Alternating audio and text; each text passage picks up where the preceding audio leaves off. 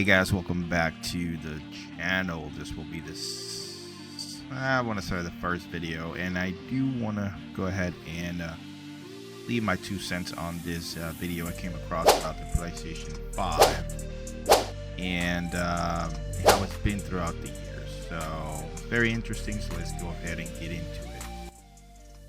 After sales of the PlayStation 5 failed to meet expectations over the holidays, Sony has said the console is entering the latter stage of its life cycle.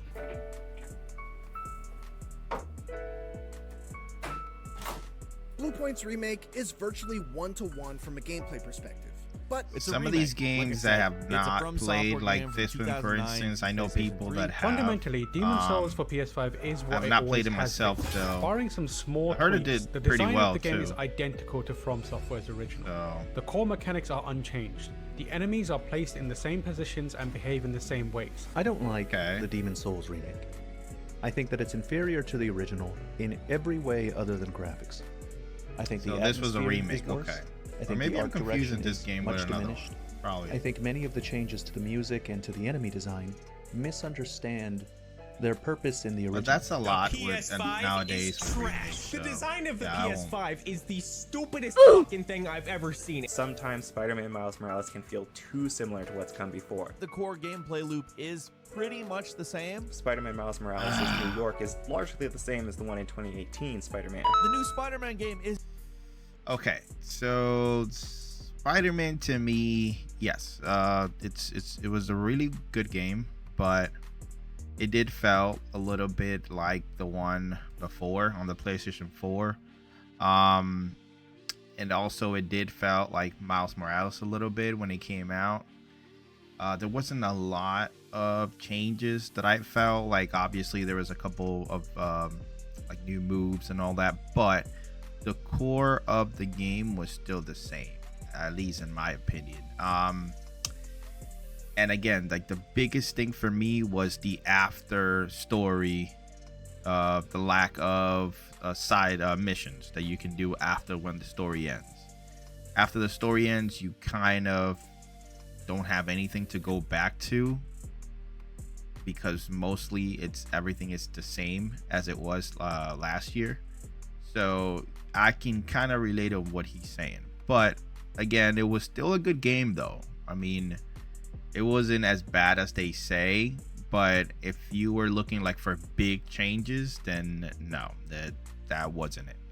isn't really all that new. It uses the same city map, just this time there's a coating of snow, some holiday decorations, it adds a little seasonal flavor. The game does look better on PS5, but it isn't a drastic difference. Though Miles controls pretty much exactly like Peter did in 2018 Spider-Man, so despite being a new Spider-Man, Miles doesn't actually play like a new Spider-Man. Yeah, that we can agree on. It wasn't, like I said, it wasn't a big change. It did look better on the PlayStation 5, obviously. It did perform better on the PlayStation 5. But it wasn't a huge difference that you can actually like be blown away. So yeah, so I can relate to that. And and by the way, if you guys have not or got an idea of what Spider-Man looks like, I have the full game on my channel, so you guys can go ahead and catch that if you guys want. So let's continue with this. It's being called the biggest fucking waste of your hard-earned money to come along in years. Sony's new stupid box thing, While it's being released for That one was a little bit too harsh. Ratchet and Clank, the one that I was there, I do have that game. I played the heck out of the last one on the PlayStation 4. I bought this one when it came out. I played it up until, wasn't maybe like 25% into it. So, but this is a game that I'm dying to play, and I'm dying to play the whole thing and play it through. Maybe I can play it here on the channel, because it is a fun game, especially nowadays how we don't get a lot of those 3D type of animation games. So this one was a good one for me. I just haven't had the chance to play it throughout the whole thing, but I will soon though. long in years. Sony's new stupid box thing, While it's being released for the PlayStation 5, Guerrilla Games says they did most of their development on the PlayStation 4's hardware. So, As I think if you with haven't most been able of to all, snag to be a honest. PS5 just yet, don't worry. Guerrilla Games says the PS4 version will not be a compromised way to enjoy your journey through the Forbidden West. I can agree and disagree on that. Going back on the PlayStation 4, the load times, like once you've gotten used to the PlayStation 5, I think for me the load times are just amazing on the PlayStation 5. Once you get used to it, you kind of miss that once you go back to the PlayStation 4, just on the load times, just on how quick things are on the PlayStation 5. Yes, once you get used to that and you try to go back to a PlayStation 4, yes, you will know the big difference, and sometimes you can't even get annoying on it. So yeah, so I can relate to that. It's not like I mean, if you're a gamer and you don't have the budget and you can just stick to a PlayStation 4, then you know you have games still. Like you have a lot of games still that you can play on the PlayStation 4. So it's not a big rush to jump on the PlayStation 5. But if you try to go from a 5 to a 4, you're gonna know a performance difference. Not a major graphics difference, but a big performance difference. So that's what I think. This game is indeed still cross-generation, like many other. Another game I Sony have on my releases here. library. Likes I've of, not say, played it Horizon through. and the Forbidden West. The differences here are a little more on the subtle side. Sony has no new games and major franchises coming this year. We do not plan to release any new major existing franchise titles next fiscal year. Yeah, that right there, that's what I think is killing the whole thing. I don't think it's even the console. I think it's more of how the games are being released nowadays. I played most of it. God of War, I did play it a little bit. I got that on. Same situation with Ratchet and Clank for me. Spider-Man 2, like I said, is on the channel. I played the whole thing. But as far as big changes, like I said, no. There hasn't really been a game to me that I've been like blown away between the PlayStation 4 graphics and the PlayStation 5. Performance wise, yes. But nothing too major, like I said, on the graphics side of things. So, but now, like I said, everything nowadays has just been a remake, remaster type of era. So everything that's been coming out is just heavily focused on revisiting old games, remastering, and remaking those games. But we're not focused on new games, new stories, new engines for that matter. So that's why we're still getting the same old games right now. They just came out with the Tomb Raider 1, 2, and 3, I believe, remaster, which to me, as I do appreciate the fact that it gives you that nostalgic feelings from when you used to play it, but to me, at the end of the day, it's still the same game, still the same graphics with just a upscale type of way. So that's why I wasn't too thrilled on that, because when it comes down to it, it's just gonna look pretty or prettier, because it's, like I said, it looks the same. So that's why I can agree and disagree with this.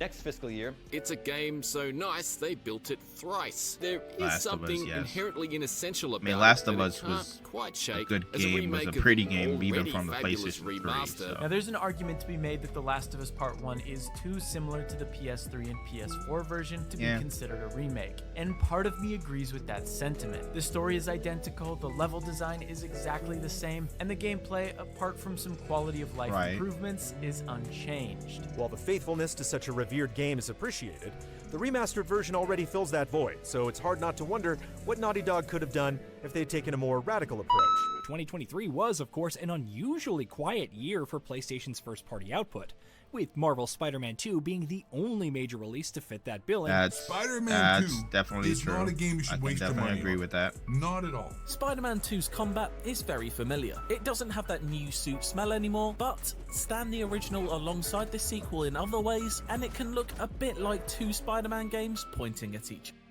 I mean, to add to that, like I said, it's a good game. So I feel like instead of them making it worse, they actually, to me, it was like an addition to the, to the previous game. So like a part 2, which is what it should do. For, like I said, for the people that were expecting a big change, no, this wasn't it. It was just a continuation of the previous game. So since I enjoy these games, then to me it wasn't a big deal. The only thing that I made an emphasis on was that there wasn't no new side missions. It was the same thing as the game prior to that. So there was nothing being done after the story. There was no motivation of me going back to the game after I beat it. That was my main issue. No problem with nothing else. There's quite a bit of Marvel's Spider-Man 2 that can be summed up as more of the same. Oh boy, more old We now have The Last of Us Part 2 remastered. Side-by-sides suggest the two versions are a match in terms of basic image quality. The PlayStation Store description of the game also highlights improved shadow quality and texture quality, which are pretty tough to spot. The presentation of shadows appears nearly identical between the two versions. Sony reveals the release date of the PlayStation 6, and fans go crazy. Are we talking PlayStation 6 already? All right, and there you guys. So like I said, I can agree and disagree with a lot of those comments, and because like I said, there hasn't been a solid game for the PlayStation 5 that it's like mind-blowing, that it's like a huge difference from the PlayStation 4 to the 5. All it has to do is, to me, in my point of view, is performance. Yes, there is a huge difference from in between them. Graphics wise, no. So maybe the game that I'm hoping for that will actually push the limits to the PlayStation 5, it's GTA 6. So that's the game that we all been waiting for. That's the game that I believe that it should take the PlayStation 5 to the limit and kind of sets them apart from the PlayStation 4. So, but as of yet, no. There's really good looking games out there. God of War, The Last of Us, even that Spider-Man, and what else that I can think of? Alan Wake 2 is a good one. So those type of games are good looking, like I said, graphics wise, but nothing that sets them apart. So like I said, the one that I think that it should push the limit, and probably will, it'll be GTA 6. But other than that, nothing too major. So I can, like I said, I can agree and disagree with it. But anyways, let me know what you guys think. I feel like the PlayStation 5 has been out for quite some time, and I have not seen anything huge for it. So that to me, it's what probably the part that I can agree with them. So that we don't even have enough for the PlayStation 5, and there are already rumors that, a PlayStation 6. So that's a little concerned. But anyways, they're still putting out great stuff. In the right mind, I guess. And just recently I got the this thing, which I have my mixed feelings about them, just like everyone else is. But we'll talk about that probably on another video, what my thoughts are about it, because like I said, it's agree and a disagree type of thing. So, but anyways, guys, let me know what you guys think. I'll catch you guys on the next one. And yeah, is it really dying? We don't know, but all I know is I gotta get out of here, and I'll see you on the next one. Peace.